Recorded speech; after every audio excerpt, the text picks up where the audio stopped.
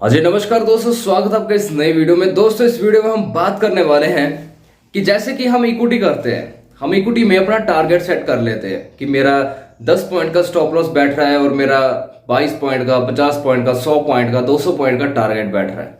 हम ऐसे कर लेते हैं नॉर्मली, जैसे कि आप स्क्रीन पर देख रहे हो ऐसे वाली चीज कि यहाँ पे मेरा जैसे 81 पॉइंट का स्टॉप लॉस है और 370 का यहाँ पे मेरा टारगेट है।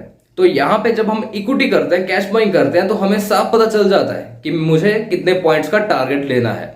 लेकिन बात आती है जब ऑप्शन की, तब प्रीमियम्स को कैसे हम ऐसे कैलकुलेट करते हैं कि जैसे अब मार्केट में 370 पॉइंट का जैसे उछाल आया तो प्रीमियम कितने बढ़ेंगे, क्या उसका टारगेट रहेगा।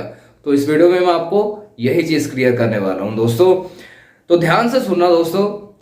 ऑप्शन में प्रीमियम्स होते हैं और उन प्रीमियम्स में डेल्टा होते हैं।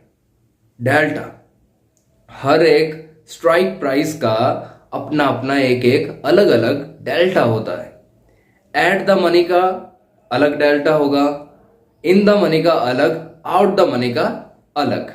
तो चलिए बात कर लेते हैं कि ये सब क्या होते हैं। देखो, जो एट द मनी होती है दोस्तों, वो होती है जहां पे मार्केट करंटली चल रही है, जिस प्राइस पे मार्केट चल रही है वो होती है एट द मनी। इसके ऊपर आ जाती है, इसके बाद जो आने वाला प्राइस है वो है आउट द मनी, आने वाला प्राइस। जो प्राइस जैसे मान के चलो 22,000 पे अभी मार्केट चल रही है, फॉर एग्जांपल है 22,000 पे चल रही है, वो है एट द मनी। इसके बाद का जो प्रीमियम्स है 22,050, तो वो हो गया हमारा आउट द मनी। और 22,000 पे अगर मार्केट खड़ी है, मतलब एट द मनी पे खड़ी है, तो वो जो पीछे प्राइस छोड़कर आ गई है, तो वो कौन सा प्राइस रहेगा? In the money. तो इन द मनी में हमेशा ज्यादा पैसा बनता है। हालांकि वो महंगी होती है क्योंकि वहां पे बहुत सारे बंदे पहले ही से ही मौजूद होते हैं। या फिर आप बाय साइड की बात कर लो या फिर सेल साइड की बात कर लो, मतलब इन द मनी में प्रेशर ऑलरेडी बहुत ज्यादा पहले से ही होता है और एट द मनी में प्रेशर अभी बन रहा है।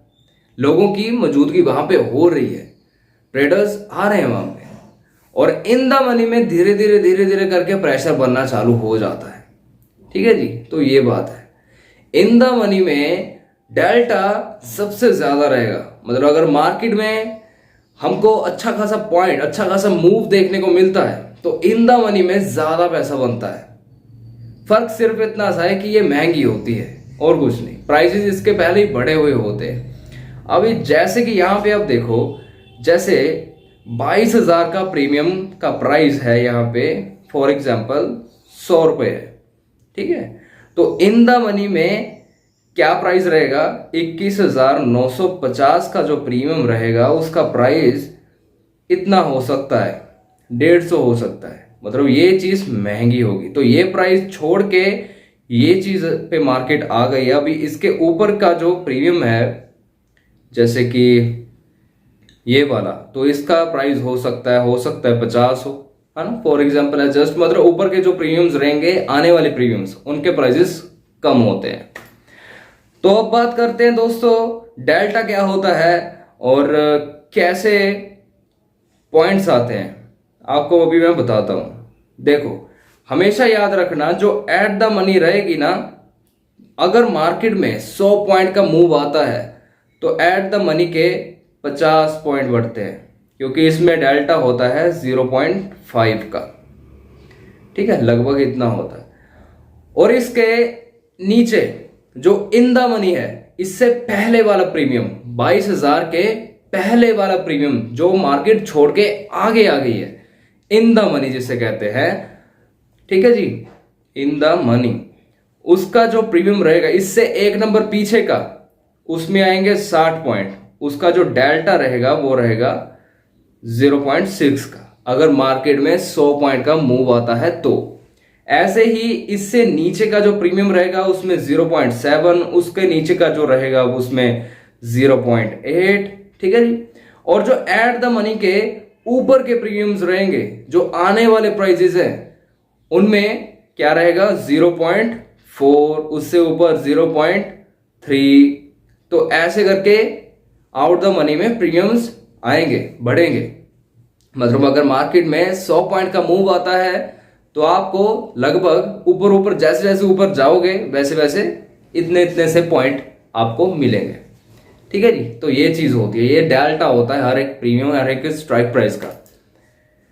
तो ऐसे कैलकुलेट किया जाता है। अभी जैसे आपको पता चल गया कि मैं एट द मनी में बैठा हूं मार्केट में, अभी मेरा जो टारगेट यहाँ पे बैठ रहा है, यहाँ पे जैसे कि यहाँ पे आपने नक्की कर लिया कि जैसे कि मारुति शेयर का मुझे कॉल बाय करनी है, कौन से प्राइस की, यहाँ पे जैसे आपने एंट्री प्लान करी है 12,350 पे, तो यहाँ पे जैसे हमने 12,300 की कॉल बाय कर ली, एट द मनी हमने बाय कर ली। फॉर एग्जांपल है, जैसे एट द मनी हमने यहाँ पे बाय कर ली और यहाँ पे हमने देखा कि मेरा जो टारगेट बन रहा है वो यहाँ पे बन रहा है 370 पॉइंट का, मतलब 300 पॉइंट का मुझे यहाँ पे प्रॉफिट मिलने वाला है। तो जब एट द मनी में 300 पॉइंट यहाँ पे बढ़ेंगे, एट द मनी में मुझे कितने पॉइंट्स आएंगे, 150 के आसपास। ठीक है जी, तो यहाँ पे 370 पॉइंट है, तो मतलब 370 के ऊपर अलग से जोड़ लेने हैं। लगभग मान के चलो आपके यहाँ पे पॉइंट्स आ जाएंगे 150 वो हो गए। यहाँ पे आपका जो टारगेट रहेगा तकरीबन 175 के आसपास का रहेगा। मतलब यहाँ पे 370 पॉइंट का मार्केट में मूव आया है, तो आपका जो प्रीमियम बढ़ेगा वो 170 पॉइंट्स के आसपास बढ़ेगा। ठीक है जी, तो उस हिसाब से हमने यहाँ पे अपना टारगेट लगाकर चलना होता है। तो मतलब डेल्टा, मतलब ये चीज जो होती है एकदम कैलकुलेट करके करी जाती है। तो इस चीज को कैलकुलेटर की मदद से किया जाए, मैं तो कैलकुलेटर की मदद से करता हूं यार। तो ऐसे ही पता लगाया जाता है, डेल्टा देख लिया करो। ऑप्शन चैन इसी वजह से देखी जाती है कि जब आप ऑप्शन चैन खोल के देखोगे ना, वहां पे डेल्टा का ऑप्शन रहेगा, तो उस प्रीमियम का साथ में 0 पॉइंट समथिंग आपको डेल्टा दिख जाएगा। तो मान के बस यही चलना कि अगर मार्केट में 100 पॉइंट का मूव आएगा तो इस प्रीमियम के इतने पॉइंट्स बढ़ने वाले हैं। और यहाँ पे चार्ट में जितना भी आपका टारगेट बैठ रहा रहेगा तो उस हिसाब से आपने कैलकुलेशन कर लेनी है। तो बस इतना सा होता है दोस्तों कि हमने पता लगाना होता है कि ऑप्शन में हमारा टारगेट क्या बैठ रहा है। आई होप आपको इस वीडियो में बहुत बढ़िया तरीके से समझ आ गया होगा। अगली वीडियो में कोई और टॉपिक पे हम चर्चा करेंगे। बहुत सारे क्वेश्चंस आ रखे हैं मेरे पास, धीरे धीरे करके हर एक चीज को हम क्लियर करेंगे। आज की वीडियो में इतना ही, इजाजत दीजिए। अगर चैनल पे नए हो तो सब्सक्राइब करना, शेयर करना और लाइक करना। धन्यवाद।